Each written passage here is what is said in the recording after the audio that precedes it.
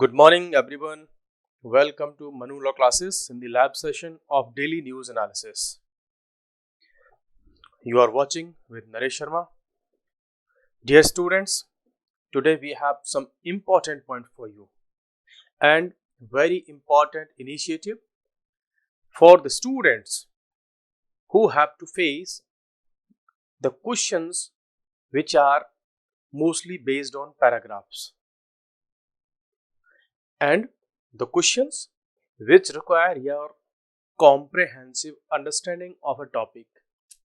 Then we are going to start this initiative on every Friday that we would be with a very important editorial from the Hindu or Indian Express, or it may be from any other news source.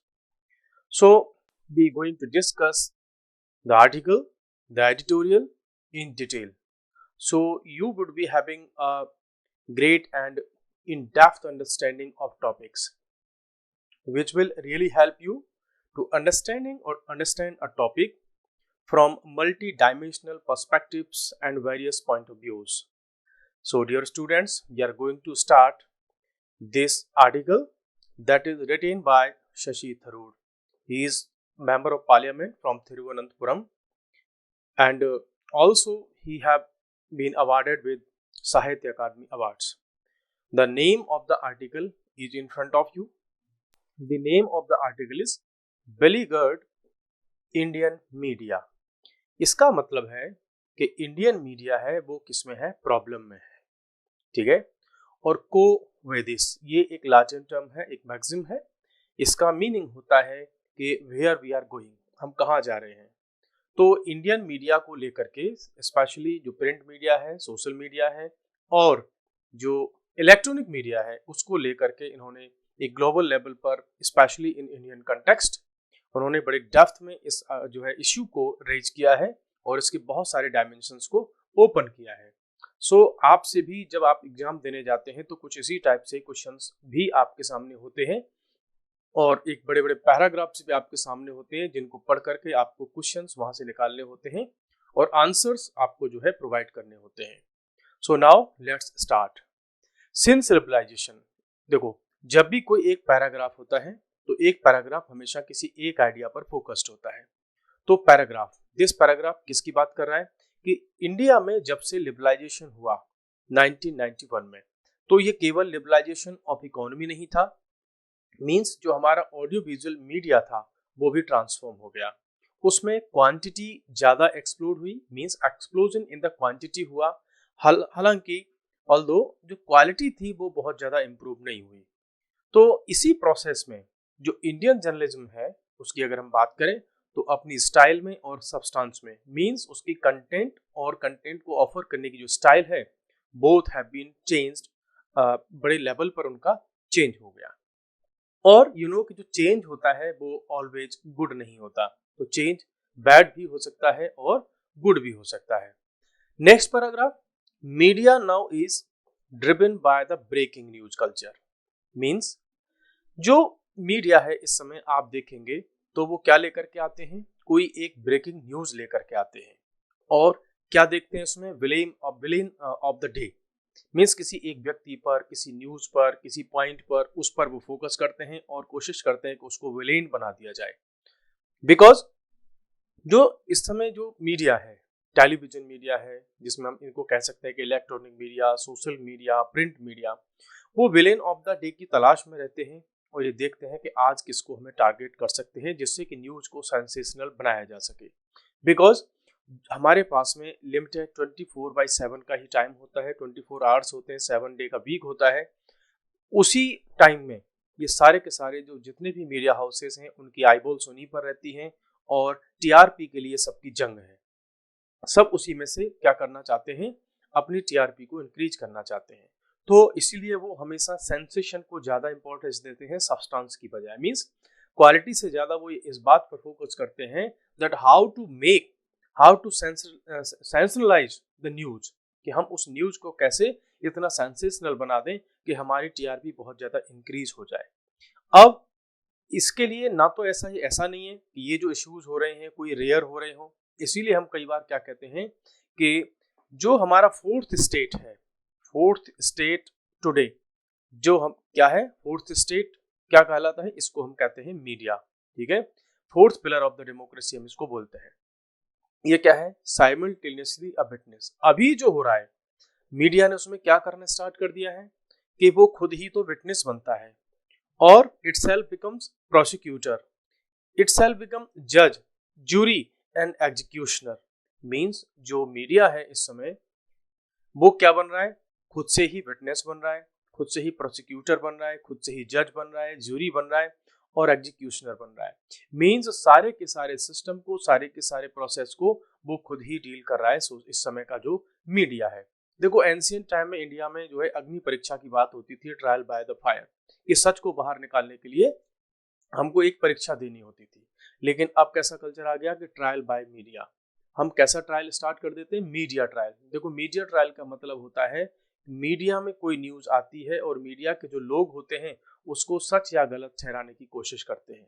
ठीक है, तो अब अगर हम बात करते हैं कि सोशल मीडिया की, तो with its culture of unverified fact, अभी सोशल मीडिया का जो कल्चर है वो कैसा है, अनवेरिफाइड। उसमें फैक्ट्स होते हैं, वायरल ओपिनियन होते हैं जो कि प्रॉब्लम को बढ़ा देते हैं। तो ये वाली प्रॉब्लम हमारे सामने देखने को हमको मिल रही है। और ये जो प्रॉब्लम है अनवेरिफाइड फैक्ट्स की, वायरल ओपिनियंस की, it is not limited to only the social media और electronic media, but its impacts are also penetrating in the print media. Because print media भी अब किस पे फोकस करने लगी है कि एक ऐसी स्टोरी को हेडलाइन पर फोकस करने लगा है कि जहां उनको ज्यादा से ज्यादा मींस उनका न्यूज़पेपर या मैगजीन जो भी है या उनका पीरियडिकल्स हैं या वीकली मैगजीन्स हैं वो सब सेल हो चुके हैं। बिकॉज उनका काम क्या था एक्चुअली में, द प्रिंट मीडिया की जो हम बात करते हैं तो प्रिंट मीडिया का मेन फोकस था कि वो उस कंटेक्स्ट को लेकर के आए कि उस इश्यू का कंटेक्ट क्या था, उसमें क्या डेप्थ है, उसकी एनालिसिस क्या है, जो कि कभी भी टेलीविजन पर ये सारी चीजें उतने अच्छे से नहीं हो पाती।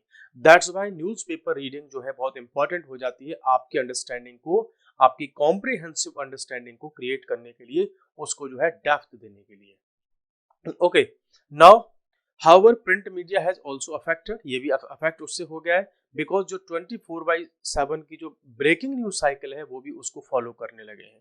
और जो प्रिंट मीडिया है वो भी सोशल मीडिया से जो है इन्फ्लुएंस हो रहा है।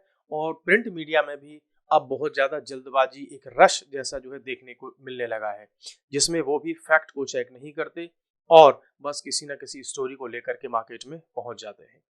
और जब हम बात करते हैं when we talk about the electronic media, तो there is rush to air the story. उनमें आपस में इस बात की जल्दी है कि हम सबसे पहले कौन इस स्टोरी को एयर करेगा, इट मींस उसको जो है पब्लिश करेगा, मार्केट में लेकर के जाएगा। और ये क्या हो रहा है, इसकी वजह से बहुत सारे लोगों पर मैलिशियस एलिगेशंस लग जाते हैं, वो डिफेम हो जाते हैं और फिर बाद में उसका जो है बहुत ज्यादा डैमेज हो जाता है। देखो most basic questions about their plausibility. यहाँ एक बात करें कि जब भी मीडिया में कोई न्यूज आती है, कोई स्टोरी आती है, तो उसको सबसे पहले ये देखा जाना चाहिए, जैसे कि एक एडिटोरियल की टीम होती है वो ये देखती है कि क्या उसकी कोई क्रेडिबिलिटी है कि नहीं, क्या वो मीन्स क्रेडिबल न्यूज है कि नहीं, उसका सोर्स क्या है, उसमें कितनी दम है, उस पर फोकस करना चाहिए, जो कि धीरे धीरे मार्केट से गायब हो रहा है। और the damage is done in a blaze of fluid, और जल्दबाजी के चक्कर में एक बहुत बड़ा डैमेज हो जाता है बिकॉज ओपिनियन बहुत सारे बन जाते हैं किसी व्यक्ति के बारे में। It may be about any organization, about an individual, an institution, किसी के बारे में भी हो सकता है। और वो जो हेडलाइंस होती हैं फिर क्या क्या होता है कि फिर उनके बाद में फोकस करते हैं कि रेक्टिफिकेशन की बात होती है और बदले में क्या हो जाता है, irreparable damage to innocent people's reputation, और उसके चक्कर में लोगों की इमेज बहुत बुरी तरह से खराब हो जाती है जिसको बाद में कभी ठीक नहीं किया जा सकता। So there should be a responsible media. फिर हम बात करते हैं किसकी, कि डिस्टिंक्शंस अमंग फैक्ट। अभी ऐसा होने लगा है कि मीडिया में ये फोकस नहीं हो पा रहा है कि जो फैक्ट क्या है, ओपिनियन क्या है, स्पेकुलेशन क्या है, रिपोर्टेज क्या है, र्यूमर क्या है, सोर्स ऑफ इंफॉर्मेशन क्या है और अनफाउंडेड एलिगेशंस क्या है। मींस हमको मीडिया को ये चाहिए कि वो फैक्ट, ओपिनियन, देखो फैक्ट का पता है आपको, चेक किया हुआ है पहले से, ओपिनियन ये किसी का अपना निजी विचार हो सकता है, स्पेकुलेशन बस आइडियाज लगा रहे हैं आप, अंदाजा लगा रहे हैं, रिपोर्ट आप किसी चीज को रिपोर्ट कर रहे हैं न्यूज में लेकर के, र्यूमर अफवाह भी तो हो सकती है, उसका सोर्स क्या है उस इन्फॉर्मेशन का, और अनफाउंडेड एलिगेशंस क्या है, किसी ने एलिगेशंस किसी पर लगाए तो क्या उनका कोई बेस है कि नहीं है। अगर इन सब में हम डिफरेंस क्रिएट नहीं करेंगे तो हमारा मीडिया बहुत अच्छी डायरेक्शन में, एक सही डायरेक्शन में नहीं जाएगा, और क्या हो जाएगा कि एक blood into इररिलेवेंस in today's Indian media, तो उसमें एक इररिलेवेंसी आना स्टार्ट हो जाएगी, जो कि कई बार देखने को मिलती है according to the author. Next अगर हम बात करते हैं तो this should be a matter of serious concern, कि अभी जो मीडिया में जो हो रहा है वो एक सीरियस कंसर्न है हमारी इंडियन सोसाइटी के लिए, because free media are the life blood of our democracy. Democracy में अगर फ्री मीडिया नहीं होगा तो हमारी जो लाइफ ब्लड है डेमोक्रेसी का वो डेंजर में रहेगा। मीडिया की जो जॉब होती है to look critically at elected officials, उनका क्या जॉब होती है कि जो इलेक्टेड ऑफिशियल्स होते हैं उनको रिस्पॉन्सिबल बनाना, कि लोग उनसे क्वेश्चंस कर सकें अपने पब्लिक वेलफेयर के लिए, ठीक है, ना कि ऐसा ना हो कि जो गवर्नमेंट है वो सब कुछ लीड करे और पीपल्स की जो फ्रीडम है वो बाहर निकल करके नहीं आए। Instead media's obsession with the superficial and sensational trivializes public discourse, और हो क्या रहा है कि मीडिया का जो सेंसेशनल न्यूज को लेकर के लोग आते हैं उससे पब्लिक डिस्कोर्स है वो किसी और डायरेक्शन में चला जाता है, और जो एक वॉचडॉग की जो रिस्पॉन्सिबिलिटी होती है वो कहीं गुमनाम जो है हो जाती है, और जो मीडिया होता है वो सर्व करता है जो weapon of mass distraction. Actually the main role of the media is to create awareness among the people, but nowadays media is creating some distraction for the public from the real questions of the accountability with the which the government must confront the government, कि जो question government से पूछे जाने चाहिए उसमें ये issues हमको देखने को मिल रहे हैं कि मीडिया उन टॉपिक से डिस्ट्रैक्ट कर रहा है, ये ऐसा कहना है जो है ऑथर का। और हम बात करें कि इन कंसर्न की हम जो अभी हमने अब डिस्कस किए, तो ये जो क्रिटिसिज्म हमने देखी कि ये कह रहे हैं कि भाई हमको हमेशा फ्री मीडिया का क्या करना चाहिए, सपोर्ट करना चाहिए, और मैं हमेशा फ्री मीडिया का सपोर्ट करता हूँ, ऐसा इनका कहना है। ये कह रहे हैं कि एक जब जैसे जो माइनिंग होती है, कोल माइनिंग वगैरह होती है, मान लो ये एक डेप्थ है, यहाँ से लोग उतरते थे पहले माइनिंग करने के लिए, अंदर जाते थे, तो ऑक्सीजन चेक करने के लिए क्या करते थे, एक जो है एक लिविंग ऑर्गेनिज्म होता है, आई थिंक एक बर्ड होती है, तो उसको एक केज में, एक पिंजड़े में बंद करके उस पक्षी को अंदर जो है किसी रस्सी से लटका करके नीचे भेजते थे, ठीक है, तो नीचे जैसे जैसे आएंगे ऑक्सीजन लेवल कम होता जाता है, फिर उसको बाहर निकालते थे। अगर ये पक्षी अंदर से जिंदा वापस आया, तड़प नहीं रहा है उसके लिए, तो मान लेते थे कि नीचे ऑक्सीजन लेवल ठीक है, तो इसमें हम ह्यूमंस को नीचे भेज सकते हैं, ठीक है। अदरवाइज हम देखते थे कि हाँ ये लोगों को उतारने की जगह ठीक नहीं। तो उसी सेंस में ये शशि थरूर साहब कह रहे हैं कि हमारा जो मीडिया है वो इसी तरीके से कैनरी इन द केज की तरह हमारा बिहेव कर रहा है। मींस हमारा मीडिया अगर ठीक है, फ्री है, सब कुछ है, तो हमारी सोसाइटी ठीक है, अदरवाइज हमारी सोसाइटी कैसी नहीं है, no longer safe for the rest of us, तो हमारे लिए फिर ये कैसी नहीं है, ये सेफ नहीं है। आगे ये बात करते हैं कि government needs to free and professional media. Means अगर हम चाहते हैं कि गवर्नमेंट पर कंट्रोल बना रहे, जो इलेक्टेड ऑफिशियल्स हैं वो कंट्रोल में रहें, वो रिस्पॉन्सिबल रहें, वो अकाउंटेबल रहें, तो हमको फ्री एंड प्रोफेशनल मीडिया की रिक्वायरमेंट हमेशा रहेगी, ठीक है। अगर ऐसा नहीं होगा तो सोसाइटी की कभी ठीक से सेवा नहीं होगी, society is not going to well served. The press is both, देखो प्रेस क्या है, बोथ है, वो मोटार भी है जो बहुत सारी ब्रिक्स को आपस में कनेक्ट करती है, और प्रेस वो भी है जो उसी में से कहीं एक सांस लेने के लिए, रोशनी के लिए एक विंडो भी छोड़ देती है, ठीक है। तो प्रेस दोनों ही काम करती है कि हमारी डेमोक्रेसी के जो डिफरेंट एलिमेंट्स हैं उनको कनेक्ट भी करती है, और फिर उसी में से एक फ्रीडम की विंडो भी हमको देती है। नो इंडियन डेमोक्रेट, अगर हम ये बात करें कि कोई भी इंडियन डेमोक्रेट जो होगा, जो डेमोक्रेसी को सपोर्ट करता होगा, वो कभी भी फ्री प्रेस का अपोजिशन नहीं करेगा। तो इनका कहना है कि कई बार ऐसा होता है कि बहुत सारे जर्नलिस्ट को फेक एलिगेशंस पर, यूएपीए, ठीक है, उसके बेसिस पर अरेस्ट कर लिया जाता है। जैसे हमने देखा था मनीष कश्यप, है ना, उनको काफी लंबे समय तक जो है, जो बिहार के एक यूट्यूबर हैं, उनको मींस बहुत सारे एलिगेशंस उन पर लगाए, बाद में वो फ्री रहे, लेकिन उन पर क्या हुए, गवर्नमेंट की तरफ से अटैक हुए, इनका उस तरफ एक इशारा भी हम कह सकते हैं एग्जाम्पल के लिए।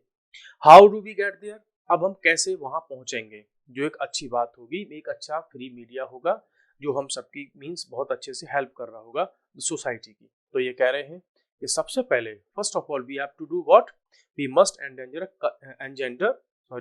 अ culture of fact verification and accuracy.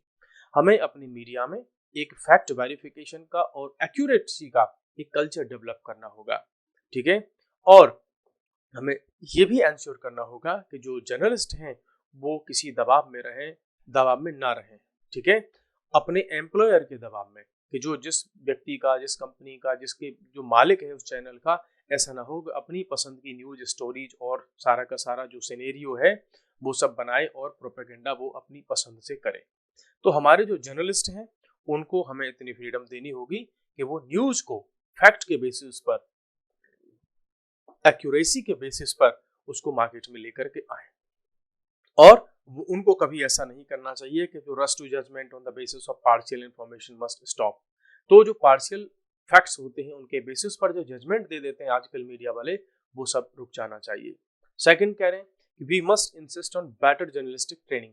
तो जितने भी स्कूल हैं, कॉलेजेस हैं, यूनिवर्सिटीज हैं जहाँ पर जर्नलिस्ट प्रिपेयर किए जाते हैं, जर्नलिज्म के कोर्सेज होते हैं, वहाँ पर हमें उन स्टूडेंट्स को एक्यूरेसी की क्या वैल्यू है, इंटेग्रिटी, फेयरनेस, ये सारी वैल्यूज वहाँ के स्टूडेंट्स में हमको जो है इनकलकेट करनी होगी। थर्ड पॉइंट पर ये फोकस करते हैं कि क्या सॉल्यूशन है, कि welcome different perspectives in our news. Means when we talk about the news room, तो जनरली आप देखते होंगे कि वहाँ पर कोई एक न्यूज एंकर होते हैं और वो किसी एक टॉपिक पर बात करते हैं। तो यहाँ ऑथर कह रहे हैं कि न्यूज रूम की जब भी बात हो तो उसमें केवल एक व्यक्ति ना हो, डिफरेंट उसमें पर्सपेक्टिव्स होने चाहिए और वहाँ कई तरह के जो आइडियाज वाले लोग हैं उन सबको वहाँ पर स्पेस मिलना चाहिए। Not allow them to become echo chambers. Means ऐसा नहीं होना चाहिए। कई बार आप न्यूज रूम में देखते होंगे कि वो क्या कहते हैं, the nation wants to know, देश पूछता है, देश जानना चाहता है। इसी के नाम पर क्या किया जाता है कई बार, कि जो मीडिया होता है, जो न्यूज चैनल होता है, अपनी ही बात को रख रहा होता है किसके नाम पर, कि देश जानना चाहता है। तो जब देश जानना चाहता है ऐसी बात होती है तो क्या होना चाहिए कि अदर पर्सन्स को भी वहां पर स्पेस मिलना चाहिए उस आइडिया को रिफ्यूट करने के लिए।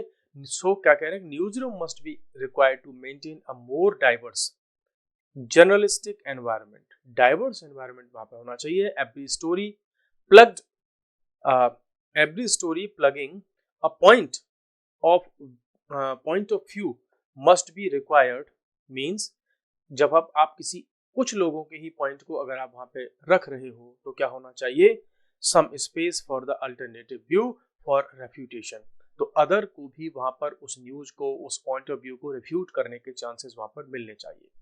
फोर्थ पॉइंट ये बताते हैं कि journalist must welcome comments and feedback. Means कि जनरली इन टेलीविजन इंडस्ट्री जब हम बात करते हैं तो एक तरफ से हमारे पास में न्यूज आ रही होती है और यहाँ पर उसके कंज्यूमर होते हैं, आप व्यूअर होते हैं किसी न्यूज के। तो ये कह रहे हैं कि मीडिया में जो जर्नलिस्ट हैं उनको चाहिए कि वो एक कमेंट और फीडबैक की मैकेनिज्म को लेकर के काम करें। जो व्यूअर्स हैं, जो रीडर्स हैं, उनकी तरफ से भी उनके इनपुट्स को लिया जाए। वन वे कम्युनिकेशन ना हो करके एक टू वे कम्युनिकेशन बिल्ड किया जाए, जिससे कि ट्रस्ट बिल्ड होगा between the consumers and the media. तो जो मीडिया है और जो कंज्यूमर्स हैं, हम हैं, आप लोग हैं, बहुत सारे लोग हैं, आप उधर बैठ करके सुन रहे हैं, मैं यहाँ इधर से बोल रहा हूँ। तो यहाँ यहाँ अगर हम इसका एग्जाम्पल लें तो मेरे को चाहिए, एवरी मीडिया को जो न्यूज बता रहे हैं, कुछ भी अपना पर्सपेक्टिव रख रहे हैं, तो चाहिए कि दूसरी साइड से, अनोदर साइड से हम कमेंट्स और फीडबैक को इनवाइट करें। So student, I invite your comments, your feedbacks, कि आप क्या सोचते हैं। तो उन चीज़ों को हम जो है अपनी डेली न्यूज एनालिसिस में हम फिर जो है इंक्लूड करेंगे। So you are welcome. Next हम बात करते हैं कि आर नॉट, ये जो फीलिंग है लोगों की, वो अब ऐसा नहीं है कि वो केवल जो जो कंज्यूमर्स हैं, जो व्यूअर्स हैं, जो लिसनर्स हैं, वो सब बस एक पैसिव रेसिपिएंट हैं। उनके भी पॉइंट ऑफ व्यू को पता किया जाना चाहिए। जैसे कि द हिंदू अपने बारे में लिख रहे हैं, ये द हिंदू के बारे में लिख रहे हैं, यहाँ पर एक रीडर्स एडिटर नाम का एक कॉलम आता है। तो उसमें जो द हिंदू के रीडर्स हैं उनसे भी उनकी कुछ पॉइंट्स को पूछा जाता है और उनके व्यूज को भी लिया जाता है। बाद में फिर वो पब्लिश होते हैं, ठीक है, इसमें द हिंदू में। फिफ्थ पॉइंट इनके पास में क्या है, फिफ्थ पॉइंट इनके पास में, the government must introduce laws and regulations. कि गवर्नमेंट कुछ ऐसे लॉज लेकर के आए, कुछ रेगुलेशंस लेकर के आए कि वहां से मल्टीपल न्यूज ऑर्गेनाइजेशन एक ही छाता के नीचे काम ना करें। ऐसा ना हो कि कोई एक, मान लो जो पॉलिटिकल पार्टी है, उसने अकेले ने 10 चैनल चला रखे हैं, या कोई एक बहुत बड़ा कॉर्पोरेट हाउस है, ठीक है, और उसने बहुत सारे चैनल चला रखे हैं, ठीक है, टीवी चैनल। तो होगा क्या उससे, कभी बहुत सारी चीजें पार्शियल होंगी कि वो हमेशा कंट्री में जो लोगों के व्यूज हैं उन पर कब्जा कर लेंगे। तो a powerful business interest vulnerable to government pressure will use, अगर जैसे सपोज करो कि कोई ए नाम की कंपनी है, ठीक है, और ये बिजनेस करती है, सपोज करो कि इसका जो है कोल का, स्टील का बिजनेस करती है, और ये साइड में क्या खोल दे, ये अपना एक न्यूज चैनल भी ओपन कर दे, ठीक है। तो इसका इतना बड़ा जो बिजनेस है, मान लो 50,000 करोड़ रुपए का इसका बिजनेस है, और ये अगर अपना न्यूज चैनल चला रहे हैं साइड में, तो अगर गवर्नमेंट के कुछ लोग अगर चाहेंगे तो इसको अपने कब्जे में ले सकते हैं। क्यों? क्योंकि कोल की जो बिजनेस इसका होगा उस वहां पर इसको ये कंट्रोल करना स्टार्ट करेंगे, परेशान करना स्टार्ट कर देंगे कि कोई भी गवर्नमेंट हो, हम यहाँ किसी गवर्नमेंट की बात नहीं कर रहे, तो बदले में उससे वो क्या चाह सकते हैं कि आप अपने न्यूज पर हमारे लिए पॉजिटिव न्यूज दिखाइए। तो इन चीजों की तरफ इशारा कर रहे हैं वो। A single overseer of print and television, इसके लिए एक इंस्टीट्यूशन बनाया जाना चाहिए जो न्यूज कंपनीज वगैरह जितनी भी हैं उन सब पर कंट्रोल करे। जैसे टेलीकॉम रेगुलेटरी अथॉरिटी ने अपनी एक कमेटी बनाई थी, उसमें शशि थरूर साहब जो है चेयरमैन थे, और parliamentary committee on information technology थी, उसके चेयरमैन थे ये, ठीक है, आई चेयर्ड ये कह रहे हैं। तो इन्होंने भी रिकमेंड किया था कि एक ऐसा इंस्टीट्यूशन होना चाहिए जो मीडिया पर रेगुलेट करे, उसको ओवरसी करे, उसका जो है सुपरविजन करे।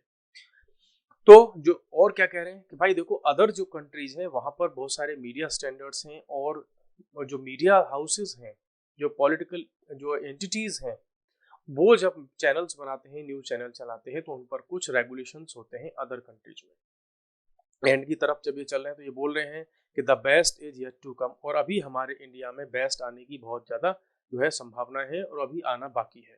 India's population is becoming, means हमारी इंडिया की जो पॉपुलेशन है बहुत ज्यादा क्या होती जा रही है, अब एजुकेटेड और लिटरेट हो रही है। तो और इसीलिए वो क्या बन रहे हैं, ever growing mass of media consumers. तो मीडिया कंज्यूमर्स की जो संख्या है, जो बेस है, वो इंक्रीज होता जा रहा है। सो बट दे डिजर्व, देखो अब जब मीडिया के कंज्यूमर्स बढ़ रहे हैं, तो with they deserve a media that contributes to shaping an informed educated and politically aware India. तो जब हमारे एजुकेटेड सिटीजन्स हैं, पढ़े लिखे लोग हैं, तो वो डिजर्व करते हैं कि एक मीडिया भी अच्छा हो और अनवाइज्ड हो। और वो क्या कर सकते हैं, जब एजुकेटेड लिटरेट सिटीजन्स होंगे तो गवर्नमेंट को भी अकाउंटेबिलिटी की तरफ पुश करेंगे। तो क्या करेंगे वो, the government accountable, its society safe and its people ready to push boundaries. तो क्या करेंगे कि गवर्नमेंट अगर कहीं पर जो है बाउंड्रीज क्रिएट करती है, तो वो उन बाउंड्रीज को पुश कर पाएंगे। इफ इंडिया विशेष, देखो अगर इंडिया चाहता है कि इंडिया को seriously taken care, means India should be taken would be taken या wishes to taken seriously by the rest of the world. अगर भारत चाहता है, भारत के लोग चाहते हैं, लीडरशिप चाहती है कि इंडिया को वर्ल्ड लेवल पर सीरियसली लिया जाए, ठीक है, तो और इंडिया को एक ग्लोबल रिस्पॉन्सिबल पावर की तरह ट्रीट किया जाए, उसका रेस्पेक्ट किया जाए, और वो भी कब, मॉडर्न 21st सेंचुरी की डेमोक्रेसी में।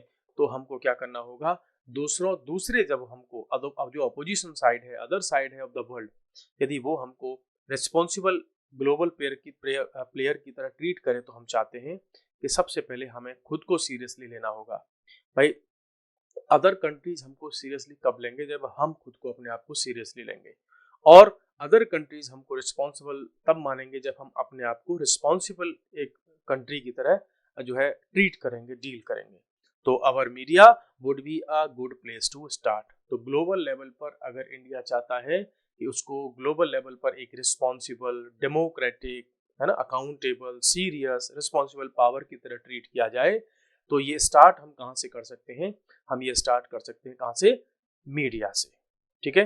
तो आज का जो एडिटोरियल था, इसको हमने देखो डिटेल में किसके बारे में समझा, हमने मीडिया के बारे में इन चीजों को हमने जाना। So let's have just it's little bit revision कि क्या पॉइंट था। हमने देखा कि मीडिया जो है, देखो अब मैं आपको क्या कहाँ लेके जा रहा हूँ, कि जब आप रीडिंग स्किल्स अपनी इंप्रूव करोगे, तो आपको एग्जामिनेशन में बहुत स्पीड और एक्यूरेसी दोनों ही आप मेंटेन कर पाओगे। तो मैं आपको जस्ट इसको रिवाइज करवा देता हूँ कि जब इंडिया का लिबरलाइजेशन हुआ, उसकी इकोनॉमी का, हमारी इकोनॉमिक ग्रोथ बढ़ी, तो केवल वही चीजें नहीं इंक्रीज हुई, बल्कि हमारे यहाँ मीडिया भी ट्रांसफॉर्म हो गया। क्वालिटी और क्वांटिटी दोनों चेंज हुई, और क्वांटिटी तो बहुत ज्यादा आ गई, ठीक है, और एक्सप्लोजन हो गया क्वांटिटी का। और वर्तमान में जो हमारा मीडिया है ये ब्रेकिंग न्यूज कल्चर पर जो है बेस्ड हो गया है। उनमें आपस में बहुत ज़्यादा कंपटीशन है, जो बहुत जल्दी टीआरपी को जो है कैच करना चाहते हैं। न्यूज़ की क्वालिटी की बजाय वो उसको सेंसेशनलाइज करना चाहते हैं। और जो हमारा फोर्थ स्टेट है किसी भी डेमोक्रेसी का, वो अब इसमें समय कैसे बिहेव करता है कभी कभी कि खुद ही विटनेस बन जाता है, खुद ही प्रोसिक्यूटर, जज और एग्जीक्यूशनर बन जाता है खुद से ही। ठीक है, तो फैक्ट और वायरल ओपिनियन बहुत ज़्यादा इस समय जो है न्यूज़ में चलते हैं। तो हमें किस पर फोकस करना होगा? फैक्ट चेकिंग पर, एक्यूरेसी पर, क्वालिटी पर, इस सब पर हमको वो कोशिश करना होगा। मीडिया को ज़्यादा से ज़्यादा कोशिश नहीं करना चाहिए कि वो बस बहुत जल्दी एक स्टोरी को लेकर के आएँ और उसको न्यूज़ में जो है एयर कर दें। हमको चाहिए कि हम उसकी पहले बैकग्राउंड को, कंटेक्स्ट को, सब्सटेंस को, सबको चेक करें। ठीक है, ओपिनियन, स्पेकुलेशन, रिपोर्टेज, रूमर, इन सब पर हमको क्या करना होगा? डिफरेंशिएट क्रिएट करना होगा और एक रिस्पॉन्सिबल मीडिया की तरह बिहेव करना होगा। देखो, जो फ्री मीडिया होता है वो किसी भी सोसाइटी का लाइफ ब्लड होता है डेमोक्रेसी का, तो उसको हमें हमेशा फ्री रखना चाहिए होगा। और गवर्नमेंट को अकाउंटेबल रखने के लिए फ्री मीडिया की हमको रिक्वायरमेंट है।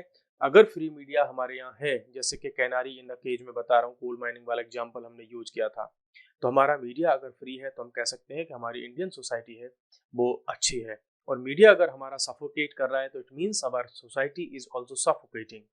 सेंसरशिप वगैरह की अगर हम बात करें तो कोई भी डेमोक्रेसी को सपोर्ट करने वाला व्यक्ति जो है सेंसरशिप को नहीं चाहेगा, वो हमेशा फ्री प्रेस का ही समर्थन करेगा। ऐसे कल्चर की तरफ हम कैसे पहुंच पाएंगे? तो फैक्ट वेरिफिकेशन, क्वालिटी, इन सब की जो ट्रेनिंग मिलनी चाहिए जर्नलिज्म के जो स्टूडेंट्स हैं उन सबको। ठीक है, ये हमने यहाँ पर डिस्कस किया।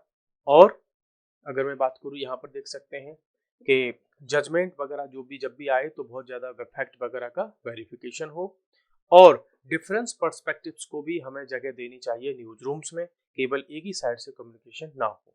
नेक्स्ट बात क्या है कि जो मीडिया हाउसेज हैं, जो न्यूज रूम्स हैं, वो ऐसा नहीं कि केवल वन वे कल्चर पर काम करें। उनको अपने जो व्यूअर्स हैं, जो लिसनर्स हैं, जो कंज्यूमर्स हैं, उनकी तरफ से फैक्ट चेक, फीडबैक, कमेंट्स, उन सबको भी रिस्पेक्ट करना चाहिए। सिंगल बिजनेस जो एंटिटीज हैं, पॉलिटिकल पार्टीज वगैरह ऐसी कोई भी है, तो उनको बहुत ज़्यादा news channel means unlimited news channels या मीडिया हाउसेज की परमिशन ना मिल करके उन पर भी कुछ रेगुलेशन होना चाहिए। टेलीकॉम रेगुलेटरी अथॉरिटी और प्लस जो पार्लियामेंट की कमेटी है इंफॉर्मेशन टेक्नोलॉजी की, उन्होंने भी रिकमेंड किया था कि मीडिया हाउसेज को रेगुलेट करने के लिए, सुपरवाइज करने के लिए एक कोई हमारे पास इंस्टीट्यूशन होना चाहिए। इंडिया में लिटरेसी बढ़ती जा रही है, एजुकेशन बढ़ती जा रही है, तो उन सब को लेकर के भी हमें क्या करना होगा कि मीडिया की भी हमें क्वालिटी इंश्योर करनी होगी। मीन्स अगर हमारे लोग शिक्षित हैं, पढ़े लिखे हैं, एजुकेटेड हैं, वेल लिटरेट हैं, तो उनके लिए भी एक बहुत अच्छा मीडिया हमको चाहिए। और एंड में क्या करें, यदि हम चाहते हैं कि इंडिया को ग्लोबल लेवल पर लोग सीरियसली लें, रिस्पॉन्सिबल पावर की तरह हमको माना जाए, तो हमें खुद को सीरियसली लेना होगा, रिस्पॉन्सिबली हमको खुद को लेना होगा। और ये सब स्टार्ट कर सकते हैं हम कहाँ से? अपने मीडिया से। तो ये हमारा आज का एडिटोरियल रहा। हम एवरी फ्राइडे को ऐसा ही कोई टॉपिक लेकर के आएंगे जिसे हम डिटेल में डिस्कस करेंगे। ठीक है, तो आज के लिए स्टूडेंट्स इतना ही। आप इसको मीन्स रीप्ले करके देखिएगा और समझने की कोशिश कीजिएगा कि how we can read editorials. बहुत सारे स्टूडेंट्स को दिक्कत होती है कि वो एडिटोरियल को नहीं पढ़ पाते, बिकॉज बहुत ज़्यादा कॉम्प्लेक्स लैंग्वेज होती है, बहुत बड़ा टॉपिक होता है, बहुत सारे डायमेंशन होते हैं। तो आप इस तरीके से उसको समझ सकते हैं। और I will try that every Friday I will be with a very important editorial, and we will make it decode for you, make it easy for you, so you can get easily what is the sense of that particular editorial article. So guys, we are going to end today's session in the hope that we will meet again in next session. So till then, bye bye, take care.